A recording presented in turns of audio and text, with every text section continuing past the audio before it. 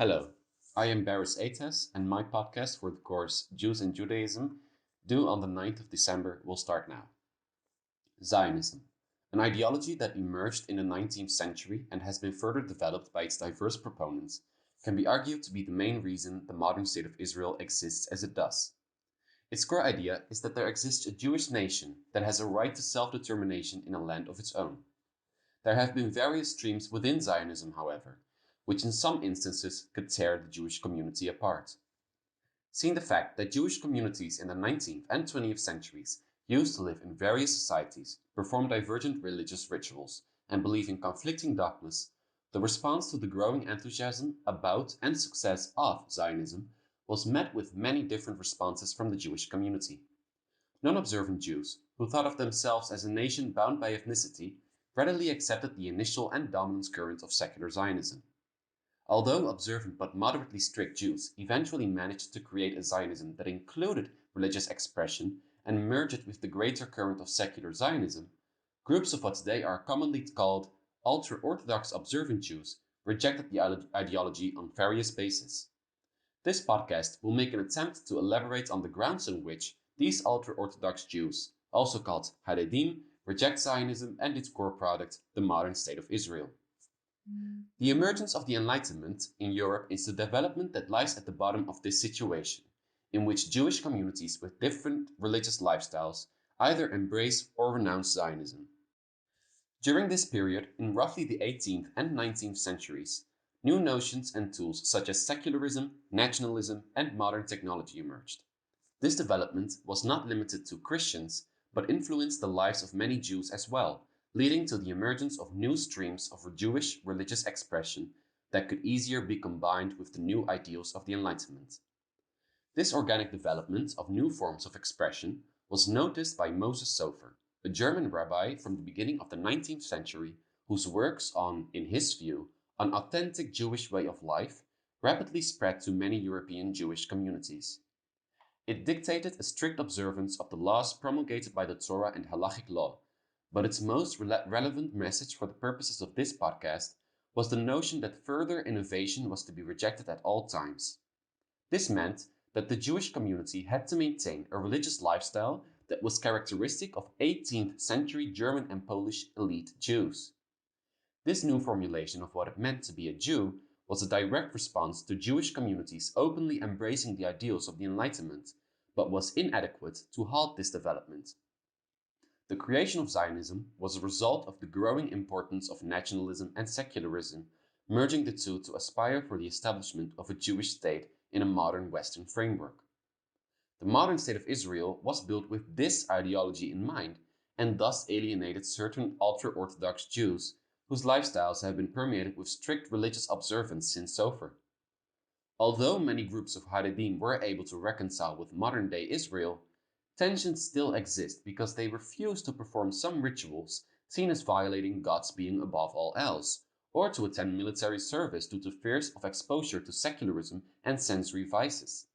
This is especially a problem to the rest of Israeli society because military service is seen by many as an important factor of Israeli solidarity.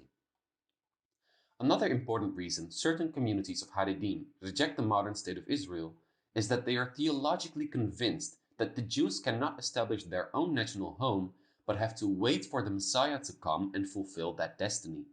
In their view, the deed of actively settling Jews in historic Judea with the aim to establish a Jewish state actually halts the coming of the Messianic age.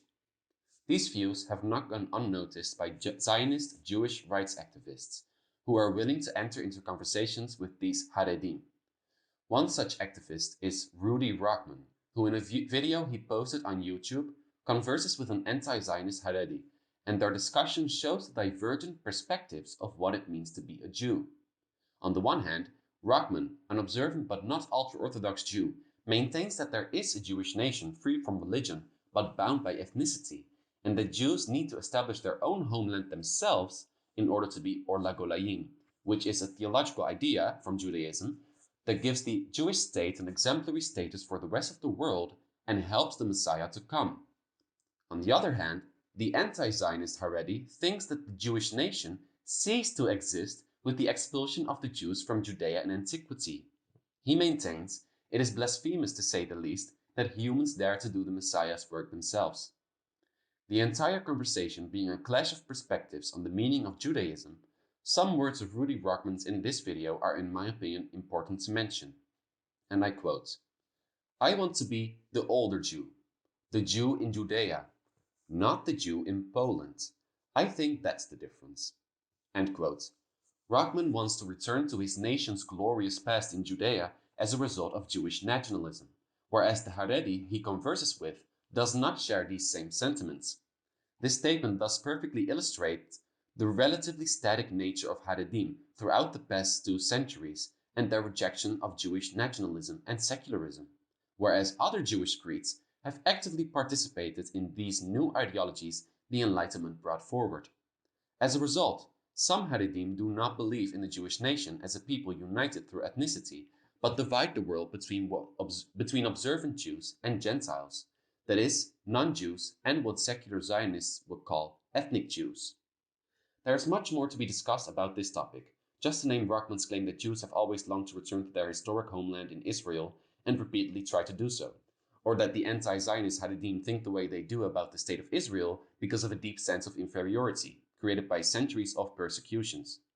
Critique of these views can be easily formulated by referring to Jewish rootedness in Poland, as Dr. Cramsey points out in her book Uncertain Citizenship, Jewish Belonging and the Ethnic Revolution in Poland and Czechoslovakia, and the existence of fatalism in many religious communities that had not been persecuted for centuries. This podcast, however, has tried to create an understanding of the reasons certain ultra-Orthodox Jewish communities reject Zionism. The message it conveys is the incorrectness of the essentialization and generalization of all observant Jews to be siding with Israel regarding the Israeli-Palestinian conflict. Therefore, it is important to keep in mind that the Jewish experience is in fact very diverse and has thus generated a multiplicity of responses to Zionism since the 19th century, amongst others responses against Israel grounded in the Jewish religion. Thank you. This was my podcast. Now I want to state all the sources I used for my podcast. To begin with, I used Martin Goodman, A History of Judaism from Its Origins to the Present, chapter 19 called Rejection, to really understand what are the bases that these communities reject Zionism and the secular state of Israel. And in order to really see two different groups of Jewish people who have different perspectives of what it means to be a Jew, to see them interact with each other and sort of analyze that, I used videos of Rudy Rockman. He has a YouTube channel which is called Rudy Rockman.